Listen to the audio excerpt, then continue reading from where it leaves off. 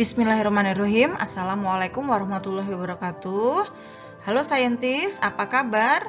Kita bertemu lagi di materi yang baru, yaitu tentang klasifikasi makhluk hidup, subbab ciri-ciri makhluk hidup. Baik, mari kita bahas bersama-sama tentang ciri-ciri makhluk hidup. Baik, kali ini kita akan mempelajari tentang kompetensi dasar mengklasifikasikan makhluk hidup dan benda berdasarkan karakteristik yang diamati.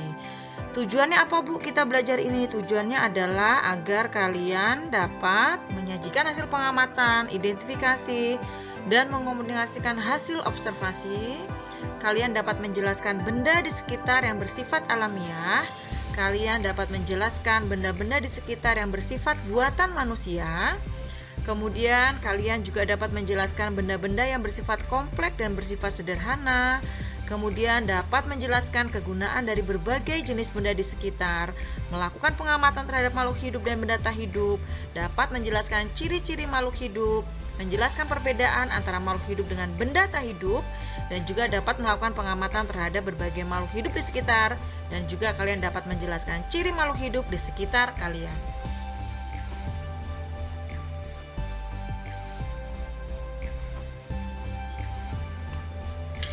Baik saintis, segala sesuatu yang ada di sekitar kita terdiri atas benda-benda.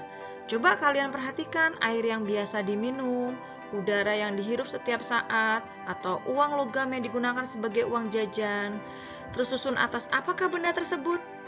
Air atau H2O merupakan zat cair yang tersusun atas 2 atom hidrogen dan 1 atom oksigen. Udara yang dihirup merupakan gas oksigen. Uang logam merupakan zat padat yang terdiri atas campuran tembaga dan perunggu. Baik. Coba perhatikan meja belajar dan tumbuhan. Apa bedanya meja belajar dan tumbuhan yang ada di sekitarmu? Coba kalian bandingkan. Masing-masing akan memiliki karakteristik sendiri-sendiri. Dalam bab ini, kalian akan mempelajari karakteristik benda hidup atau makhluk hidup dan benda-benda tak hidup yang ada di lingkungan sekitar, serta bagaimana cara mengklasifikasikannya. Kalian akan kagum terhadap kebesaran Tuhan Yang Maha Esa yang telah menciptakan bumi beserta segala isinya. Tuhan Yang Maha Esa telah menciptakan berbagai jenis makhluk hidup dengan sangat teratur. Dan Tuhan juga menciptakan alam semesta ini dengan sempurna. Oleh karena itu, kalian wajib selalu bersyukur kepada Tuhan yang telah menciptakan kalian sebagai makhluk yang paling sempurna.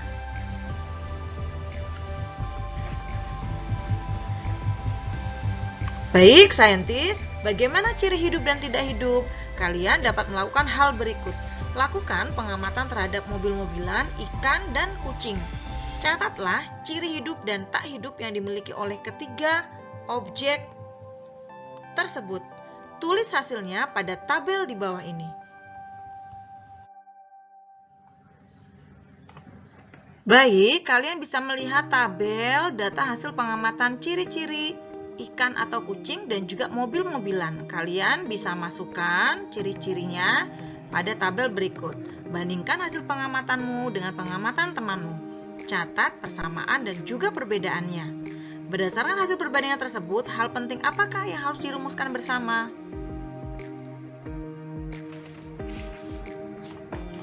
Ciri makhluk hidup yang pertama yaitu bergerak. Kalian dapat berjalan, berlari, berenang, dan menggerakkan tangan. Itu merupakan ciri bergerak. Tubuhmu dapat melakukan aktivitas karena memiliki sistem gerak. Sistem gerak terdiri atas tulang, sendi, dan otot. Ketiganya akan bekerja sama membentuk sistem gerak. Semua makhluk hidup akan melakukan gerak. Apa saja, Bu, alat geraknya? Alat geraknya ada kaki, sayap, sirip, dan juga tentakel. Macam geraknya dibagi dua, yaitu gerak aktif dan pasif.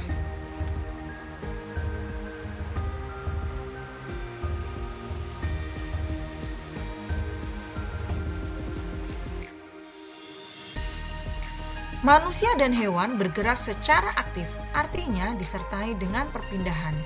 Hewan memiliki alat gerak yang beraneka ragam, antara lain kaki pada sebagian besar vertebrata, sirip pada ikan, dan juga sayap pada burung. Ciri makhluk hidup yang kedua adalah memerlukan makan atau nutrisi dan juga minuman. Untuk beraktivitas, setiap makhluk hidup memerlukan energi. Dari manakah energi tersebut diperoleh? Untuk memperoleh energi, makhluk hidup memerlukan makanan dan juga minuman. Jadi, tujuan dari makan dan minum adalah yang pertama, untuk mempertahankan hidup, yang kedua untuk memperoleh energi, dan yang ketiga yaitu untuk tumbuh dan berkembang. Cara membuat makanannya ada dua. Yang pertama adalah secara autotrof, yaitu membuat makanan sendiri, contohnya adalah tumbuhan. Yang kedua adalah secara heterotrof atau tergantung dari makhluk hidup lain, contohnya adalah hewan.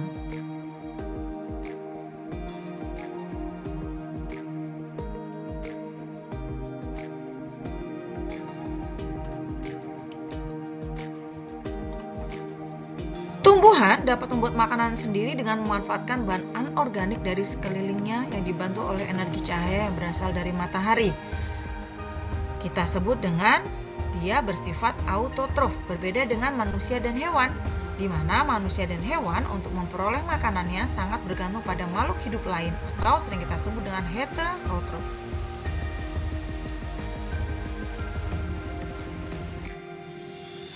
Ciri hidup yang ketiga adalah bernafas atau berrespirasi. Setiap saat kalian bernafas, yaitu menghirup udara yang diantaranya mengandung oksigen dan mengeluarkan udara dengan kandungan karbon dioksida lebih besar dari yang dihirup. Kalian dapat merasakan kebutuhan bernafas dengan cara menahan untuk tidak menghirup udara selama beberapa saat. Tentunya, kalian akan merasakan sesak sebagai tanda kekurangan oksigen. Di mana hasil dari bernafas atau hasil dari respirasi adalah energi untuk aktivitas kehidupannya. Alat pernafasan pada hewan dan tumbuhan berbeda-beda. Kalau pada hewan, ada paru-paru, ada insang, dan ada kulit. Sedangkan pada tumbuhan, bisa lewat stomata, lentisel, dan juga bulu-bulu akar.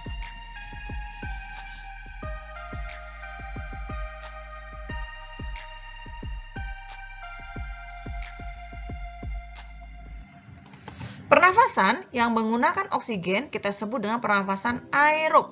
Sedangkan pernafasan yang tidak menggunakan oksigen kita sebut dengan pernafasan anaerob.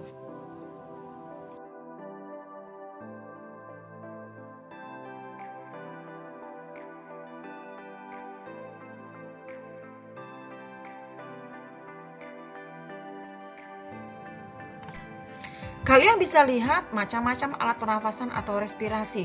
Ada paru-paru, trakea, insang, paru-paru buku, atau ada juga stomata. Ciri-ciri makhluk hidup yang keempat adalah peka terhadap rangsangan atau iritabilitas. Bagaimana reaksi kamu jika tiba-tiba ada sorot lampu yang sangat terang masuk ke mata? Tentu secara spontan kamu akan segera menutup kelopak mata. Dari contoh itu menunjukkan bahwa manusia mempunyai kemampuan untuk memberikan tanggapan terhadap rangsangan yang diterima. Kemampuan menanggapi rangsangan disebut dengan iritabilitas. Semua makhluk hidup akan peka terhadap perubahan yang terjadi di lingkungannya. Hewan dan manusia dilengkapi oleh indera yang peka terhadap rangsangan. Tumbuhan juga peka terhadap rangsangan, baik itu cahaya, gaya tarik bumi atau gaya gravitasi bumi, dan juga sentuhan.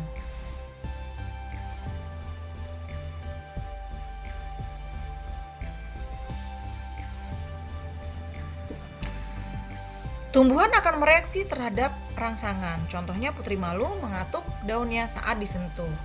Indra merupakan alat tubuh yang peka terhadap suatu rangsangan. Alat indra pada manusia dan hewan antara lain adalah mata untuk rangsang cahaya, telinga untuk rangsang getaran suara, hidung sebagai rangsang pembau, kulit sebagai rangsang panas, dingin, sentuhan, tekanan, dan juga luka, dan lidah sebagai rangsang atas rasa, baik itu pahit, manis, maupun asin.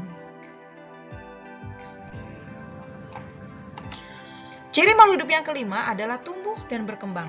Perhatikan tubuhmu. Samakah tinggi dan massa tubuhmu sekarang dengan tinggi dan massa tubuhmu waktu masih kecil? Tentu saja tidak sama. Tinggi dan massa tubuhmu akan bertambah seiring bertambahnya usia. Proses inilah yang disebut dengan tumbuh.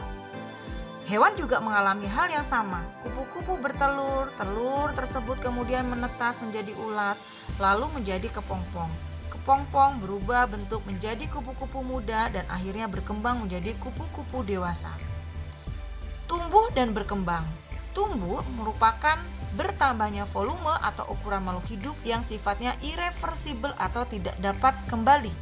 Sedangkan berkembang adalah proses menuju kedewasaan yang dipengaruhi oleh hormon, nutrisi, dan juga lingkungan.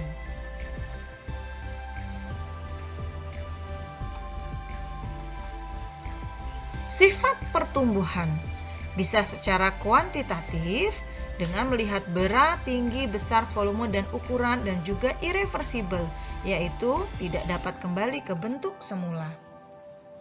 Contohnya, kalian jika sekarang tingginya sudah 150 cm, bisa tidak kembali lagi ke bayi yang cuman tingginya 50 cm?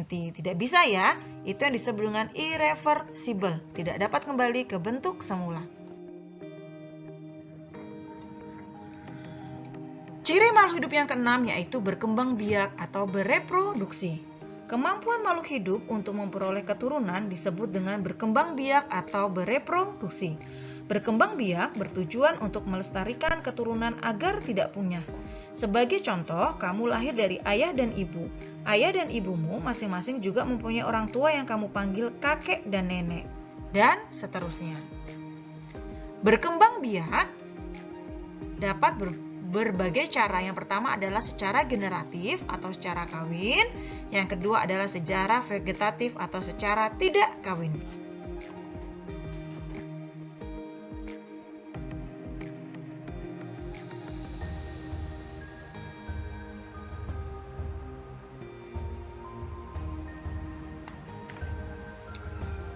Perkembangbiakan generatif merupakan pertemuan sel telur dan sperma di mana perkembangbiakan ini melibatkan dua induk jantan dan betina. Keturunannya tidak sama dengan induknya. Sedangkan perkembangbiakan vegetatif atau tidak kawin melibatkan satu induk dan keturunannya sama persis dengan induknya.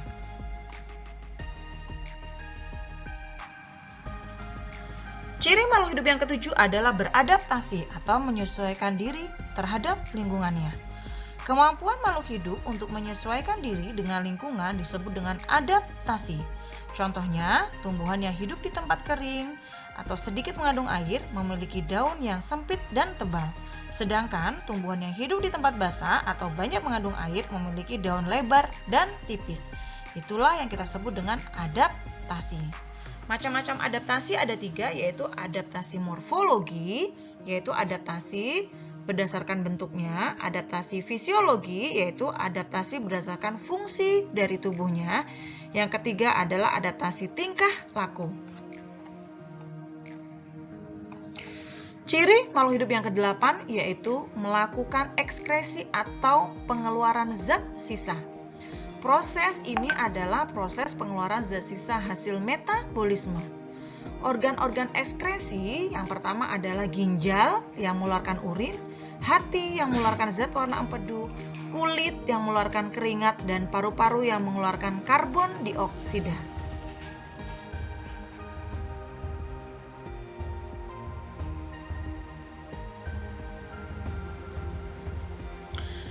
Semua makhluk hidup akan mengeluarkan zat sisa yang berasal dari proses metabolisme yang berlangsung di dalam tubuh. Zat sisa dari tubuh dikeluarkan melalui proses pernafasan atau respirasi, ekskresi, dan juga defekasi. Kali ini kita akan melihat perbedaan antara hewan dan tumbuhan. Yang pertama dari pergerakannya. Jika hewan dapat berpindah tempat atau aktif, sedangkan tumbuhan tidak bisa berpindah tempat atau pasif. Biasanya pergerakan pada hewan dilakukan dengan otot dan dikendalikan oleh syaraf. Sedangkan pada tumbuhan, pergerakannya biasanya tunas yang tumbuh ke atas ataupun akar yang tumbuh ke bawah. Perbedaan hewan dan tumbuhan yang kedua adalah cara memperoleh makanannya. Hewan merupakan makhluk hidup yang heterotrof. Dia membutuhkan makhluk hidup lain untuk mendapatkan makanannya karena dia tidak mempunyai klorofil. Sedangkan tumbuhan adalah makhluk hidup autotrof. Dia bisa membuat makanannya sendiri dengan cara fotosintesis karena dia mempunyai klorofil. Dan hewan makan materi organik dari makhluk hidup lain, sedangkan tumbuhan membutuhkan air, mineral, dan karbon dioksida. Perbedaan hewan dan tumbuhan yang ketiga yaitu peka terhadap rangsangannya. Hewan dilengkapi oleh indera dan mudah diamati dengan respon cepat. Sedangkan tumbuhan tidak punya indera, dia hanya peka terhadap rangsang, sentuhan atau cahaya sehingga responnya pun cenderung lebih lambat. Perbedaan antara tumbuhan dan hewan yang keempat adalah respirasi. Hewan menggunakan organ paru-paru, insang, dan kulit. Sedangkan tumbuhan menggunakan seluruh permukaan tubuhnya untuk berrespirasi. Perbedaan yang kelima adalah tumbuh dan berkembang. Pada hewan, tumbuh dan berkembang hanya sampai batas usia tertentu, sedangkan pada tumbuhan akan melakukan pertumbuhan terus-menerus sepanjang hidupnya. Yang keenam adalah ekskresi. Pada hewan, zat sisa berupa karbon dioksida, air, keringat, urin, dan juga zat warna empedu, di mana harus dikeluarkan karena berbahaya bagi tubuhnya.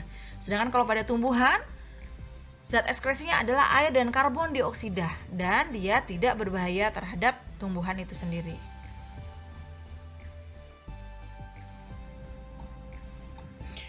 Yang ketujuh adalah struktur sel. Pada tumbuhan, dinding selnya berbentuk tetap, kemudian mempunyai plastida, kloroplas, dan juga vakuolanya besar. Sedangkan pada hewan, membran selnya, bentuk selnya tidak tetap, kemudian tidak terdapat plastida, dan juga mempunyai vakuola yang kecil atau tidak ada. Ini adalah gambar sel tumbuhan dan sel hewan yang dapat kalian amati perbedaannya baik dari dinding selnya, plastida, vakuola, dan lain sebagainya.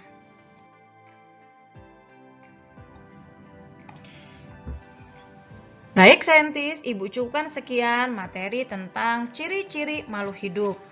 Jangan lupa kalian harus selalu bersyukur kepada Tuhan Yang Maha Esa yang telah menciptakan kalian sebagai makhluk yang paling sempurna. Kalian juga wajib menjaga alam semesta ini agar tetap lestari dan tidak dicemari oleh berbagai macam zat berbahaya yang dapat merusak lingkungan. Karena itu, kamu harus bersungguh-sungguh mempelajari karakteristik benda-benda di sekitarmu. Ibu cukupkan sekian. Wassalamualaikum warahmatullahi wabarakatuh.